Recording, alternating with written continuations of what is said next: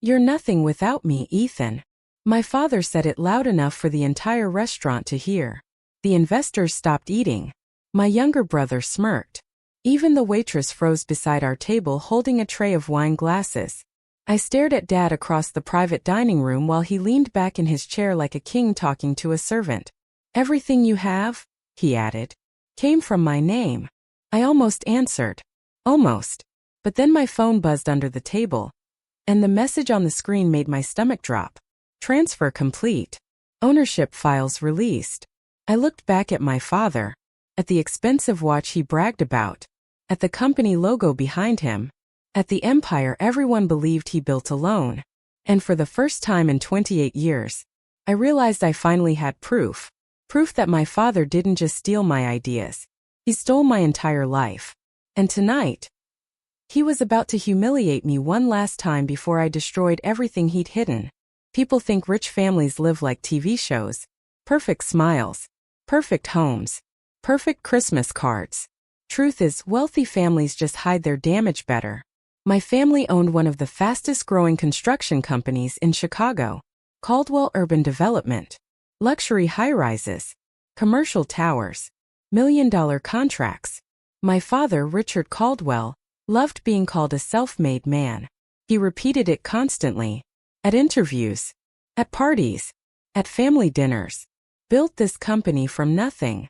That line was practically tattooed into his personality. But inside our house, he treated me like I was disposable. Especially compared to my younger brother, Brandon Caldwell. Brandon was loud, charming, reckless, and useless. But Dad adored him. Because Brandon knew how to flatter people. I didn't. I worked. While Brandon spent weekends in Miami posting photos beside rented Lamborghinis, I was inside the office fixing payroll disasters at 2 a.m. Dad never praised me for it. Not once. If a project succeeded, family leadership, he'd say while putting Brandon beside him for photos. If something failed, Dad blamed me in front of everyone. "You overcomplicated it. You're too emotional. You don't understand business." Meanwhile, most of the systems keeping the company alive were mine. The logistics software. The contractor tracking system. The expansion model that doubled our profits in 3 years. Mine. But Dad always introduced me the same way. "This is Ethan. He helps out with operations." Helps out. Like I was some intern. My mom used to defend me when I was younger. Until she realized standing up to Dad meant becoming invisible too. So eventually she stopped trying. That hurt worse. One night after a 12-hour shift, I walked into the kitchen and overheard Brandon laughing with Dad. "I'm serious," Brandon said. "Ethan acts like the company would collapse without him." Dad chuckled while pouring bourbon. "Your brother needs to remember his place." Then came the sentence I never forgot. "He should be grateful I gave him a career at all." I stood there silently in the hallway, hands shaking, because neither of them knew the truth. The company wasn't surviving because of Dad. It was surviving because of me. And deep down, I think Dad knew it. That's why he hated me. A week later, Dad announced a massive celebration dinner. New investors. Press coverage. Expansion into New York. Everyone in the company was excited. Except me. Because I discovered something strange while reviewing financial records. A hidden shell account. Millions transferred quietly over the past 4 years. And attached to the account was my name. Not as the owner. As the scapegoat. First I thought it had to be a mistake.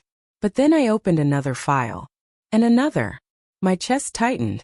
Someone inside the company was building a fraud case. Against me. That same night Dad called me into his office. He didn't even offer me a seat. "You'll stay quiet during tomorrow's dinner," he said coldly. I frowned. "What?"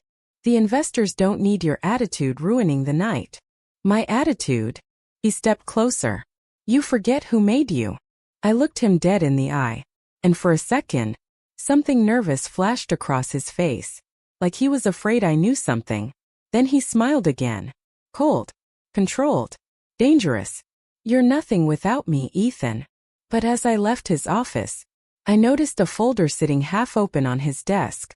Inside was a document with one sentence highlighted yellow. "Succession transfer. Sole executive control. Brandon Caldwell. My stomach dropped. Because my father wasn't just pushing me out of the company. He was preparing to bury me with it. And the dinner tomorrow night was only the beginning. The investor dinner looked like a movie premiere. Crystal chandeliers. Camera flashes.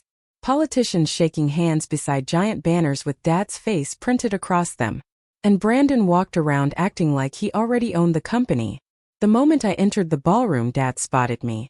"There he is," he announced loudly into the microphone. "The son who still thinks spreadsheets make him a CEO."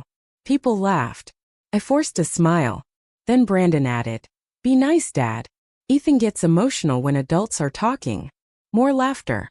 Got it burned. I tried ignoring them until one investor approached me privately. "You're Ethan, right?" he whispered. "You actually built most of the operational systems here." Before I could answer, Dad appeared beside us instantly. "Ethan exaggerates," he interrupted smoothly. "He's talented, but he couldn't run this company alone." Then came the real attack. Dad tapped his glass. The room quieted. "There's something the board deserves to know," he said. My heart stopped. Dad projected financial documents onto the giant screen. My name appeared beside the hidden account. Gasps spread across the ballroom. Brandon shook his head dramatically. "I told Dad we should handle this privately." "You stole from us?" someone shouted. "No," I said immediately. "Those transfers weren't mine." Dad sighed like a disappointed hero. "I protected you for years, Ethan." "Protected me?" My own father was framing me in front of hundreds of people. Phones came out. People recorded everything. One investor literally stepped away from me like I carried a disease. Then security walked toward me. "Sir, we need you to leave." I looked at my father desperately. He wouldn't even meet my eyes. That's when I understood. This wasn't punishment. This was execution. And Brandon smiled while I was escorted out like a criminal. But as the ballroom doors closed behind me, my phone buzzed again. A message from an unknown number. "Your father lied about who founded the company. Meet me before midnight. Come alone." I sat alone in my apartment staring at the internet headlines. CEO's son accused of fraud. Caldwell family scandal. Inside the empire's financial cover-up. Thousands of comments destroyed me without knowing a single truth. Even worse, my mother called not to defend me, to beg me not to fight back. "Just apologize to your father," she whispered weakly. "He can make this disappear." Disappear? Dad had just erased my entire reputation. I barely slept. Every memory kept replaying in my head. Every insult. Every moment Dad stole credit from me. Every time Brandon laughed while I carried the company alone. Around 11:30 p.m., I almost ignored the mystery message. It felt dangerous. Maybe even stupid. But something deep inside me kept asking one question. If Dad framed me so aggressively, what was he terrified I'd discover? So I grabbed my keys and drove into the rain, toward a meeting that would either save my life or destroy whatever was left of it. The address led to a small accounting office outside downtown Chicago. Inside waited a gray-haired woman holding a thick storage box. "I'm Nora Bennett," she said quietly. "Your grandfather hired me 22 years ago." My pulse quickened. Grandfather founded the company before Dad took over. Nora pushed the box toward me. "Your father was never supposed to control the business alone." Inside were old contracts, handwritten notes, original development plans. My plans. Ideas I created as a teenager beside my grandfather. Tears burned my eyes. Then Nora revealed the real bombshell. "Your grandfather changed the ownership structure before he died." I froze. "What?" She slid one final document across the desk. Dad's signature was on it. So was mine. But my signature had clearly been forged. Nora looked straight at me. "Your father buried this because legally, you were always the majority owner." For a second I couldn't breathe. Everything suddenly made sense. Dad didn't hate me because I was weak. He hated me because I was the one thing standing between him and total control. Then Nora handed me a flash drive. "Take this," she whispered, "before your father realizes I talked." 3 days later, Dad held a live press conference. He looked calm, confident, untouchable. "We are removing Ethan Caldwell permanently from all company involvement," he announced. Then the ballroom doors opened, and I walked in. Every camera turned instantly. Dad's expression collapsed. "Ethan," Brandon muttered. I walked straight to the stage holding the flash drive.